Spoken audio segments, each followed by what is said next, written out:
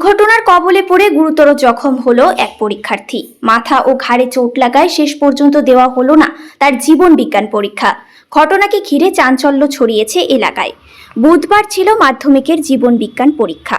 এদিন সকালে ফুলবাড়ির কালাঙ্গিনী এলাকা থেকে পরীক্ষা দিতে বেরিয়েছিল শাবানা খাতুন নামে এক ছাত্রী।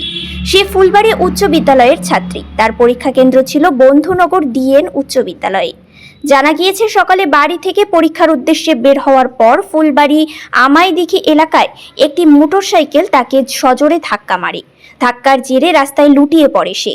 মাথা, ঘাড় ও পিঠে গুরুতর চোট লাগে। স্থানীয়রা তাকে উদ্ধার করে প্রথমে ফুলবাড়ির এক বেসরকারি হাসপাতালে নিয়ে যান। সেখানে তার মাথায় একাধিক সেলাই পড়ে। পরবর্তীতে পরীক্ষায় অংশগ্রহণের চেষ্টা হিসেবে তাকে রাজগঞ্জ গ্রামীণ হাসপাতালে নিয়ে আসা হয়। কিছু সময় পরীক্ষাও দেয় শাবানা, কিন্তু আচমকাই তার শারীরিক অবস্থার অবনতি ঘটে এবং বমি শুরু হয়। পরিস্থিতি গুরুতর হওয়ায় চিকিৎসকরা তাকে জলপাইগুড়ি সুপার স্পেশালিটি হাসপাতালে রেফার করেন।